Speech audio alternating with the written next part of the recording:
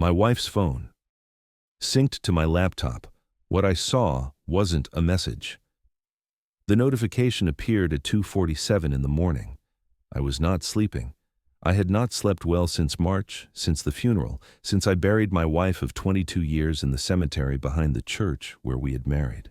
The laptop sat open on my desk, its screen the only light in the room, and suddenly the familiar chime sounded. A device wants to sync. Her phone. Ellen's phone. I sat very still. The phone had been in a drawer in the kitchen for 5 months. I'd turned it off myself the day after she died, pressing the button until the screen went dark, then placing it beside her reading glasses in the small leather notebook she had kept in her purse. I could not bear to look at any of it. I had not opened that drawer since. But here was her phone, asking to connect to my laptop, the way it had done 1,000 times when she was alive, when she would come home from work and set it on the charging stand near my desk. The devices knew each other. They remembered. I accepted the connection. I do not know why. Perhaps I wanted to see her photos again, the ones she had taken on our last trip together, before the diagnosis. Perhaps I thought I might find a voice memo, something I had not heard, some small piece of her I had not yet discovered. What I found instead was a folder I had never seen before. It was labeled with a date, the date of our anniversary 2 years ago. The folder contained 73 photographs. None of them were of me. I am an architect. I have spent my professional life understanding how things are constructed, how spaces are designed to serve purposes both obvious and concealed. A building reveals its intentions through its proportions, its sight lines, its hidden passages. I learned long ago that what matters most in any structure is not what you can see immediately, but what has been deliberately obscured. Ellen and I met when I was 34. She was 29, working as a paralegal at a firm that had hired my company to design their new offices. She wore her hair short then, a practical cut that showed off the line of her neck. When she laughed, she covered her mouth with her hand, as though her joy were something that needed to be contained. I loved her the moment I saw her do this. We married 11 months later. We had a daughter, Grace, who is now 19 and attending college 3 hours away. We had a house that I designed myself, a modest thing with good bones and large windows that let in the morning light. We had, I believed, a good life. We had, I believed, honesty. The photographs in the folder told a different story. I studied each one carefully, the way I would study blueprints. The first image showed Ellen at a restaurant I did not recognize, sitting across from a man I had never seen. She was wearing a dress I remembered, a blue one with small white flowers that she had bought for a conference in Atlanta. She told me the conference had gone well. She told me she'd spent her evenings alone in her hotel room, catching up on reading. In the photograph, she was holding a glass of wine and smiling. The man across from her was perhaps my age, perhaps older, with gray at his temples and a face that suggested money. His hand rested on the table near hers, not touching, almost touching. I looked at the timestamp. The photograph had been taken 3 days before our anniversary. She had been in Atlanta for a week. I had stayed home with Grace, who was 17 then and needed help with a physics project. The next photograph was from the same evening, the same restaurant. In this one, Ellen was laughing with her hand over her mouth. The man was leaning toward her. The space between them had closed. I went through each photograph methodically. I noted the locations, the dates, the progression. There were images from restaurants in 4 different cities: Atlanta, Denver, Chicago, San Francisco. There were images from hotel lobbies and rooftop bars and a beach I eventually identified as being in Carmel. There were images of Ellen looking happy in ways I had not seen in years, images of her touching this man's arm, his shoulder, his face. The final photographs were from a room, a bedroom. The lighting was low and warm. Nothing explicit, just Ellen sitting on the edge of a bed looking at the camera, her expression open and unguarded in a way I had not witnessed since we were young. She looked like a woman in love. I closed the laptop. I sat in the dark for a very long time. The next morning, I made coffee and eggs. I sat at the kitchen table where Ellen and I had shared thousands of breakfasts. I ate without tasting anything. Then I opened the drawer, took out her phone, and began my investigation. The phone was an older model, one she had been meaning to replace. Its battery had died months ago, but it powered on when I plugged it into her charger. The passcode was our daughter's birthday. Ellen had never been good with passwords. She used the same 4 numbers for everything. Her email told me his name was Richard Carver. He was a consultant, something to do with hospital administration. They had met at a conference in Chicago 3 years ago. Their correspondence began professionally, requests for information, follow-up questions about a presentation he had given. Within 6 weeks, the tone had changed. I will not reproduce their words here. Some things should remain private even now. But I will say that Ellen wrote to him with a tenderness I had forgotten she possessed. She described our marriage as stable but hollow. She described me as a good man who had stopped seeing her. She wrote that with Richard, she felt visible again. I had not realized she had felt invisible. I thought we were fine. I thought our quiet evenings and our occasional dinners out and our reliable routines were signs of a successful marriage, a partnership that had moved past the frantic earlies, years into something sustainable. I did not know she had been drowning. The emails spanned 2.5 years. They ended abruptly 4 months before her death. The final message from Richard said only that he understood, that he would respect her decision, that he hoped she had found what she needed. Ellen's final message to him, sent the same day, said that she had realized she could not continue. She said she still loved me. She said she was sorry. I read that message 7 times. She still loved me. She was going to come back. And then, 2 weeks later, the doctor found the tumor in her liver, and 3 months after that she was gone. I could have stopped there. I could have closed the phone, put it back in the drawer, and spent the rest of my life knowing only what I had learned. She had been unfaithful. She had ended it. She had chosen me in the end, even if her choice had come too late for me to know about it while she was alive. Many men would have accepted this as the conclusion. Many men would have found a way to make peace with it. But I'm an architect. I need to understand structures. I need to know how the pieces fit together, what supports what, which walls are bearing, and which are merely decorative. Ellen's affair was one piece. There were others. I found Richard Carver easily enough. His consulting firm had a website with a professional biography and a photograph that matched the man in Ellen's pictures. He was 61 years old, divorced, a father of 2 grown children. He lived in Denver, but traveled extensively for work.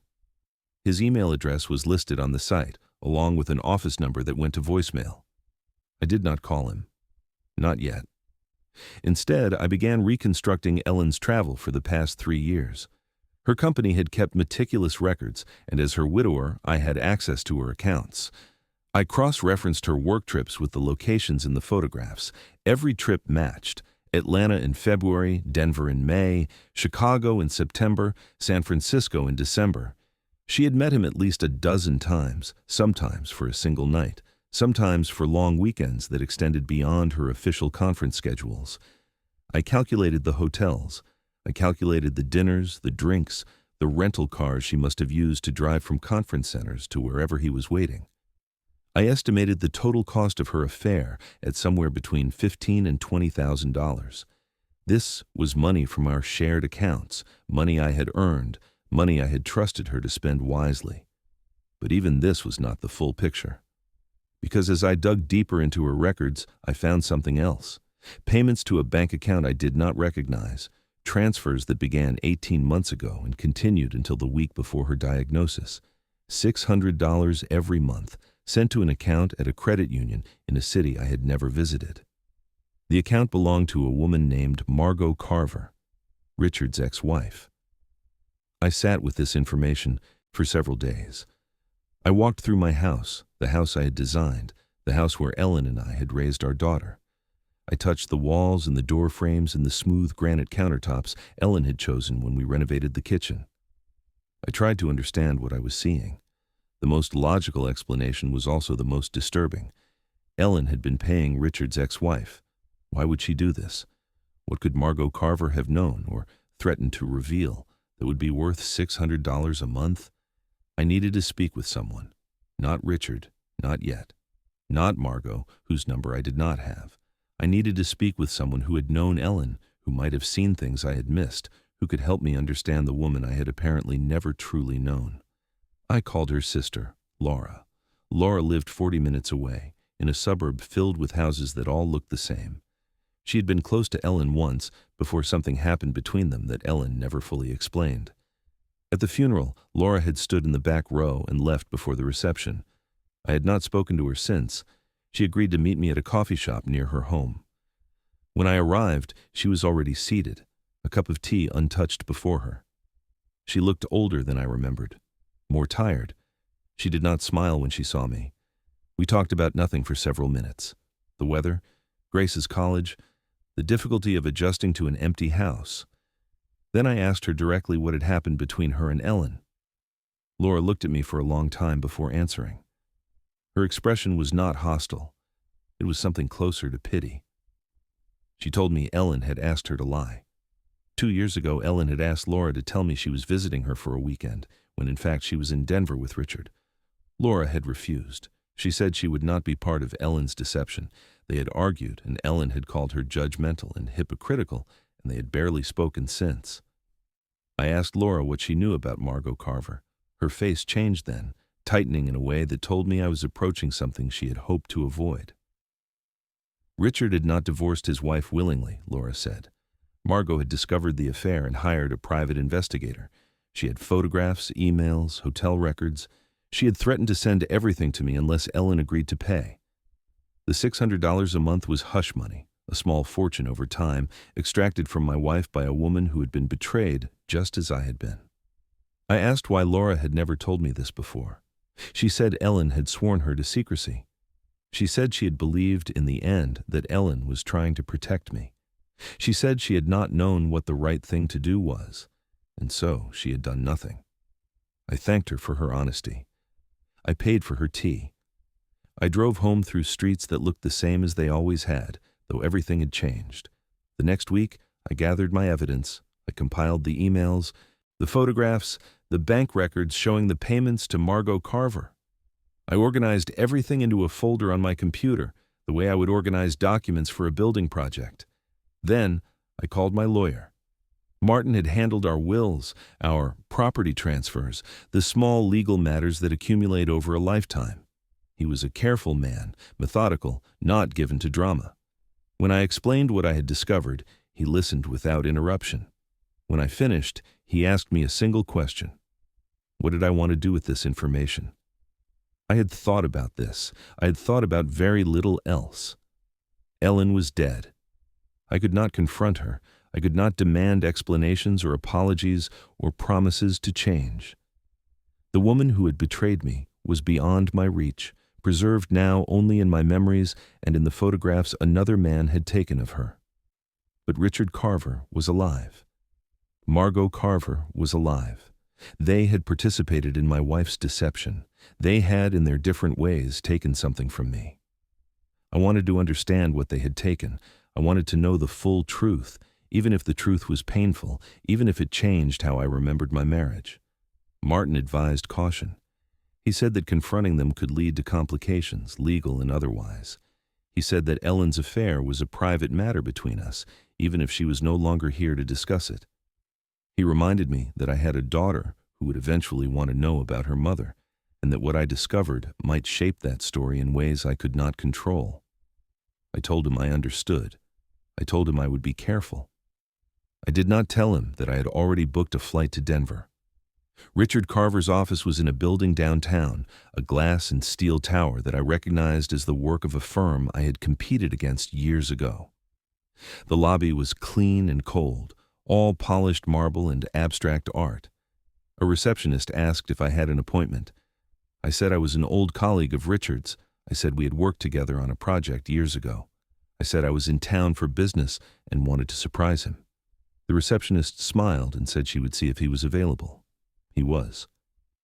10 minutes later, I was sitting across from the man who had slept with my wife, in an office with a view of the mountains. He offered me water. I declined. Richard Carver was shorter than I had expected, with the kind of careful grooming that suggested regular attention. His handshake was firm, but not aggressive. His eyes were watchful, assessing. He did not recognize me. I told him my name. I watched his face change. We sat in silence for what felt like a long time. Then he asked how I had found out. I told him about the phone, the photographs, the emails. I did not mention Margot or the payments. I wanted to see what he would volunteer. He did not apologize. He did not offer excuses or explanations. He simply sat there, looking at me with an expression I could not quite read. Finally, he said that Ellen had been an extraordinary woman. He said that what they had shared was real, even if it was wrong. He said he had loved her. I asked him why it ended. He said Ellen had grown afraid. Not of me, not of being discovered. She had grown afraid of herself, of who she was becoming. She said she did not recognize the woman who lied so easily, who lived a double life without apparent difficulty. She said she needed to stop before she lost herself entirely. I asked him if he had ever intended to leave his wife for her. He said yes. He said he had asked Ellen to run away with him, to start over somewhere new. He said she had considered it. He said, in the end, she had chosen me. I did not know what to feel. I had expected to hate this man, to feel the kind of righteous anger that would justify whatever came next. Instead, I felt only a deep, exhausted sadness. He had loved my wife. My wife had loved him. And yet she had stayed with me, had died in my arms, had taken her secrets to her grave. I asked him about Margot. His expression shifted then, becoming guarded. He said his ex-wife had made Ellen's life difficult. He said she had demanded money, had threatened exposure, had taken pleasure in holding power over them both.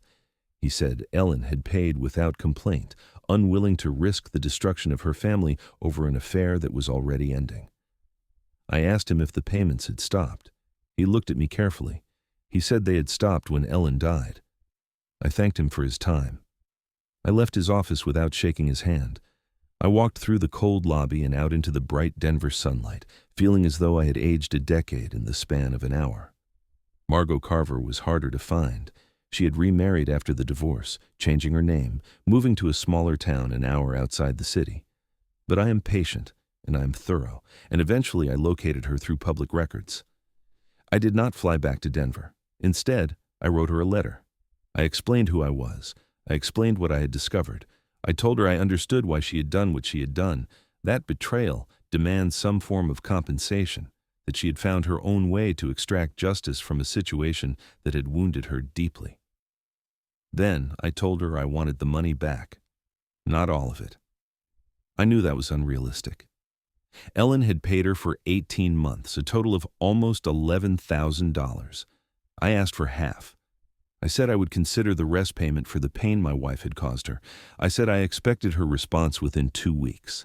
The letter I received was not what I expected. Margot wrote that she had never wanted the money. She wrote that she had demanded it in a moment of rage, and that every check Ellen sent had been deposited in an account she never touched. She wrote that the account contained the full amount plus interest. She would return it all if that was what I wanted. But she also wrote something else. She wrote that Ellen had called her once, near the end. Ellen had apologized. She had said she was dying, and she could not leave the world without asking forgiveness from the woman she had wronged. She had asked Margot to understand that the affair was over, that it had been a mistake, that she had never intended to destroy anyone's marriage. Margot had not forgiven her. But she had listened.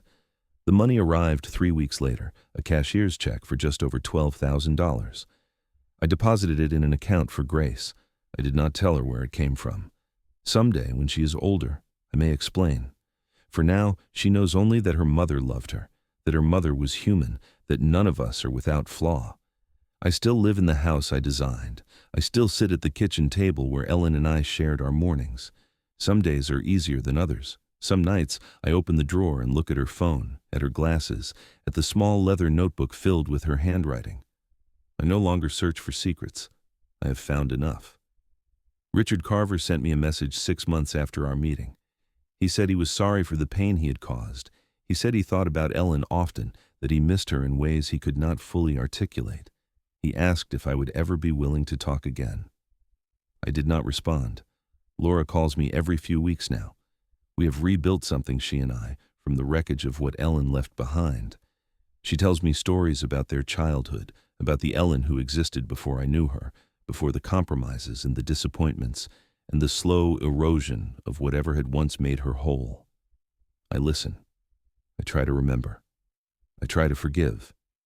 Grace came home for the holidays last month. She is doing well, thriving in ways that surprise me. She has her mother's laugh, her mother's way of covering her mouth when she finds something truly funny. She asked me if I was happy. I told her I was learning to be. The house is quiet now. The windows still let in the morning light. I've added a room, a small study where I work on projects that interest me. Buildings for clients who want something unusual, something designed for the way they actually live rather than the way they think they should. I am busy enough. I am present enough. I am, slowly, becoming myself again. Ellen's phone sits in the drawer. I have not looked at it in months. The memories it contains are part of my history now, integrated into the story of who I am and who I was. I cannot change what happened. I can only decide what it means. She chose me, in the end. That is the truth I hold on to, the foundation on which I am rebuilding. She made mistakes. She caused pain. But when the moment came, when she had to decide what kind of life she wanted to live, she turned away from the man who offered her escape and came back to the marriage she had nearly destroyed. I will never know if we would have survived. I will never know if she would have told me eventually, if we would have found our way to some difficult but honest conversation about what we had lost and how to recover it. The cancer took that possibility from us both. But I know this. She was trying. In her own flawed, frightened way, she was trying to come home. And though I cannot forgive everything, though some wounds are too deep to heal completely, I can honor that effort. I can remember her not only as the woman who betrayed me, but as the woman who recognized her betrayal and chose, finally, to stop. The light comes through the windows every morning. I make my coffee. I sit with my memories.